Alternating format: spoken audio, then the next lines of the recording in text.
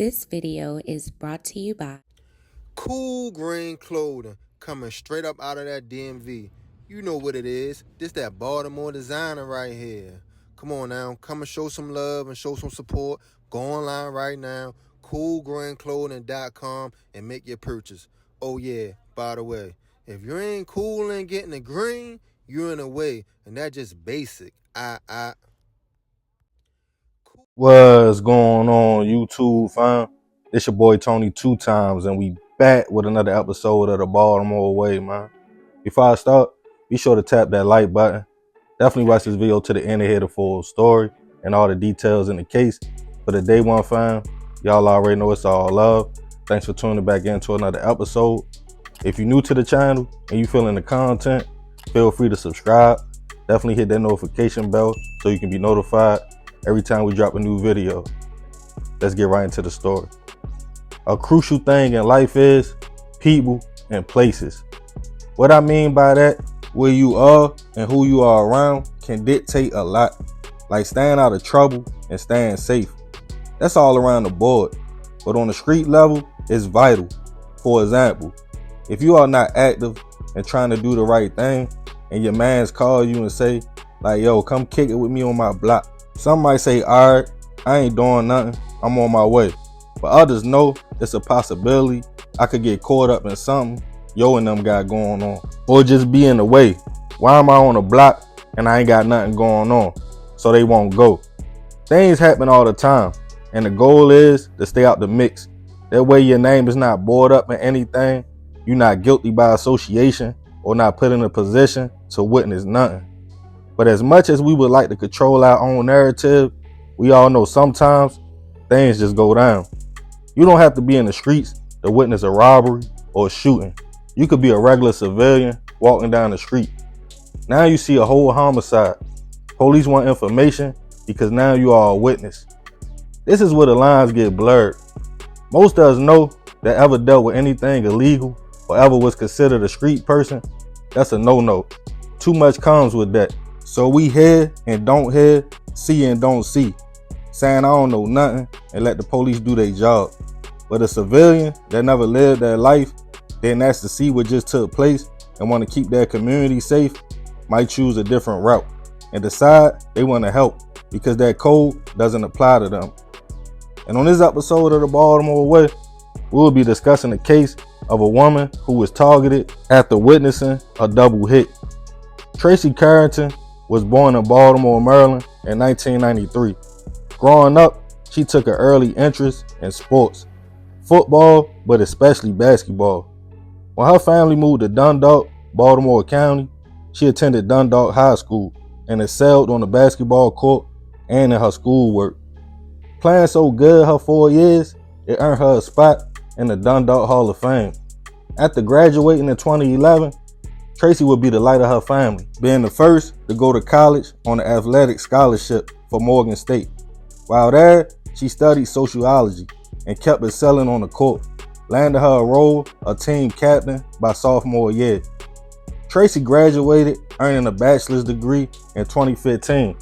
She decided to live out a dream and go play pro overseas, including places like Switzerland and Australia, before coming back home and pouring her knowledge of the game into younger kids, landing her an assistant coaching position at Owens Mills High School. By 2018, Tracey was 25 years old, whole life ahead of her, accomplishing goals and doing great things.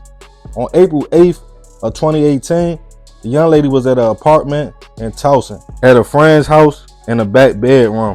Little did she know, her peoples was playing middleman for a $25,000 drug deal for 21 pounds of grass. The deal was supposed to be between 4 men. 2 brothers who had the product was Norwood and Najee Johnson. They were supposed to meet 2 other men, Stanley Brunson and Shamit Joyner, at the apartment in Towson to make the transaction.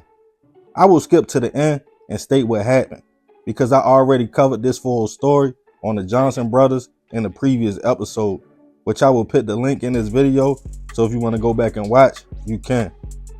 During the meetup, things went left, and it was Stanley and Shamit unfortunately gone, and Tracey, who was in the back room, a witness to a double homicide as her peoples ran in the back bedroom to tell her let's go after the fact.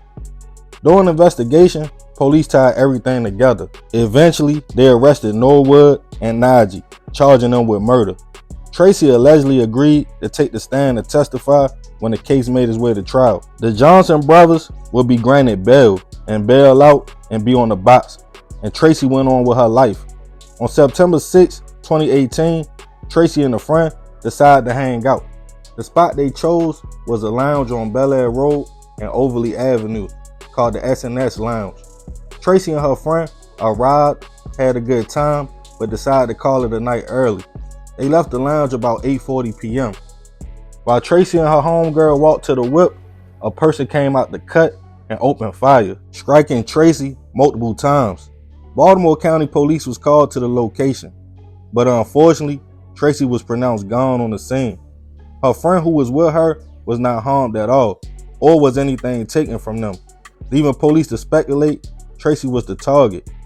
As more information came out, they quickly realized she was set to testify on the Johnson brothers' case after witnessing the drug deal gone wrong, in which at the time they were both out on bail on the box. No one could link her passing with the fact she was supposed to testify, leaving the case a mystery.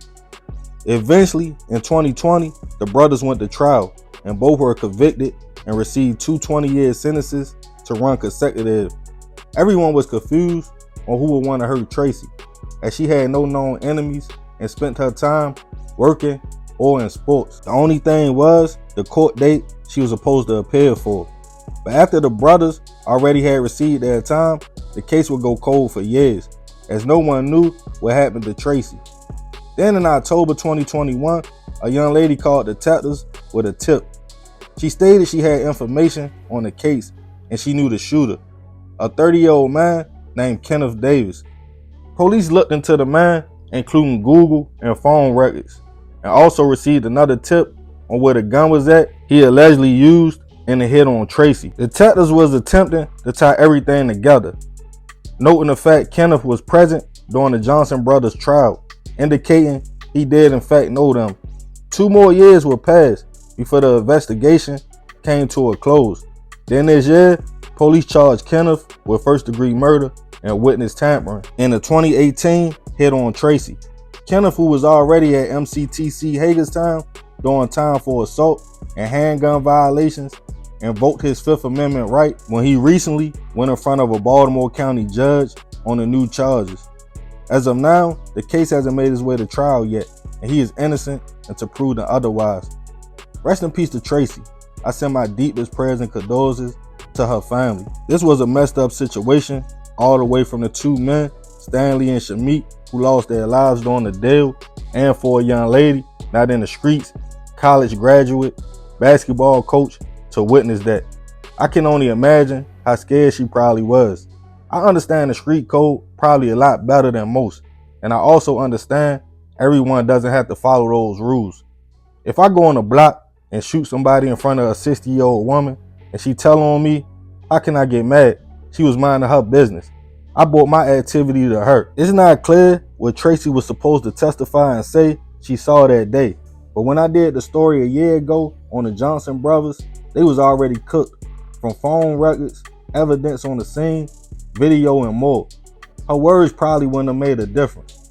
To everyone out there, not street dudes or women that sign up for the code, but civilians, make sure you know who you are around and what they are into before you choose to be around a person, because their actions or what they got going on can affect you.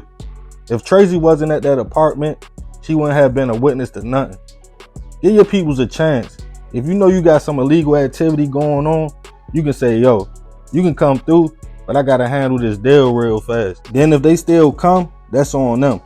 But don't put no one in a situation they shouldn't be in, especially on the street level, because you never know what will take place. But hey, that's the Baltimore way. Man, crazy story, man. Rest in peace to Tracey. I send my prayers to her family, definitely. Like I said, I'm gonna leave a link for the other video so y'all can check it out. I did that like a year ago on the Johnson brothers, but I ain't gonna talk too much more about this one.